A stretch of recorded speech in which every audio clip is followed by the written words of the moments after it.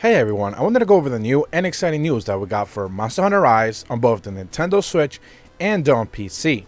And that's the fact that Capcom basically provided another one of those brand new weapon tutorial videos that they have been putting out, this time showcasing the most swift weapon in the game, the Switch Axe, and one of the more popular ones as well. Now, interestingly enough, like I've mentioned before in the past with other one of these tutorial videos, it's interesting that Capcom has now decided to put these videos out instead of when the game originally released, but presumably these are more tailored for the PC audience to be able to have a better understanding when they're trying to choose what type of weapon they want to get started with. Now, right away, when you look at the video, you see that the hunter is wearing the Allmother armor, which does look cool, but sadly the abilities and skills are not that very interesting to begin with. They are kind of beating up on the Somnicanth a little bit, and they just kind of showcase a little bit of the abilities. Then they quickly transition into the Tetranodon,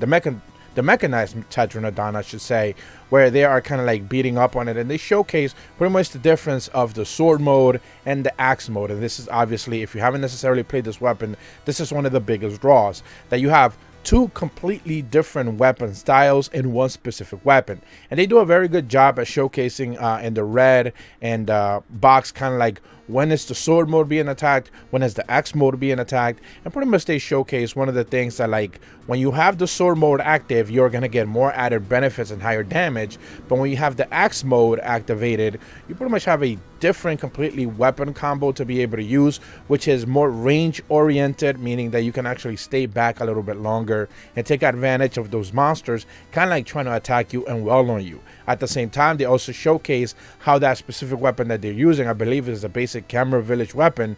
does have some paralysis, and that effect is only going to be active in the sword mode and not necessarily in the axe mode, which is one of the biggest benefits. You also have elemental boosters, which they do not go over in this specific video, but that is also one of the biggest benefits as well. Then they showcase the little bar on the upper side of the screen and how it basically diminishes as you do more and more attacks, and you eventually are forced to go from sword mode into axe mode. And that is actually one of the, I guess, drawbacks to the weapon itself, that you cannot stay in one of the modes forever. I think it would be broken if you did. So they do a very good job of kind of like diminishing that bar, pretty much the access to sword mode, as you basically do more and more attacks. Now, there are ways for you to be able to kind of like basically make it so you have it up almost all the time, but you're eventually gonna have to be forced to go into axe mode even if you don't want to. So that is one of those things. They also showcase the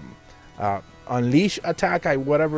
don't know the specific naming of it, but pretty much when you unleash all your entire bar off of it, or most of it, the discharge, and you basically get a lot of elemental boost if you're using an elemental switch axe weapon to do even added damage. Of course, they also showcase that you can charge up at the very least with one quick charge, so you can certainly get more bar in that regard, and there is that specific animation for that as well, which is something that a lot of Switch Axe users have been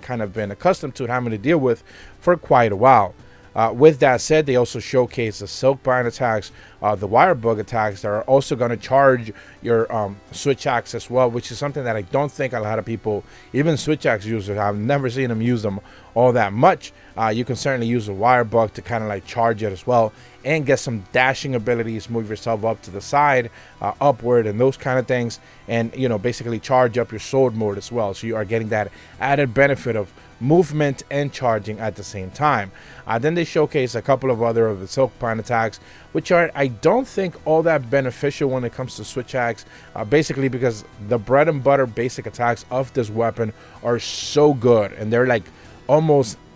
infinite, I want to say is probably the right word for it, where you can just kind of swap back and forth and just do infinite combos with this weapon. You also have the dashing, which I think makes it more swift like. The infinite dashing on this weapon is so good. And then on top of that, of course, you can like recharge your bar very fast with the Silkbind attacks. So it makes it so not only are you nimble on your feet, you can like readjust to the monster's movement super quickly, but you can also deal massive amount of damage, specifically if you're using a weapon with a monster weakness. So you're just going to be dishing out tons of damage in that regard. Ultimately, the switch axe is one of the most popular weapons for obvious reasons, and in this video I think they do a pretty decent job showcasing as to why that is. But that's all the information that I wanted to go over today. Again, I find it interesting that they're choosing now of all times to be able to go over this information when it should have been better suited about a year ago when the game originally came out on Nintendo Switch. But again, I think they're catering more to the PC audience, finally getting their hands on the game.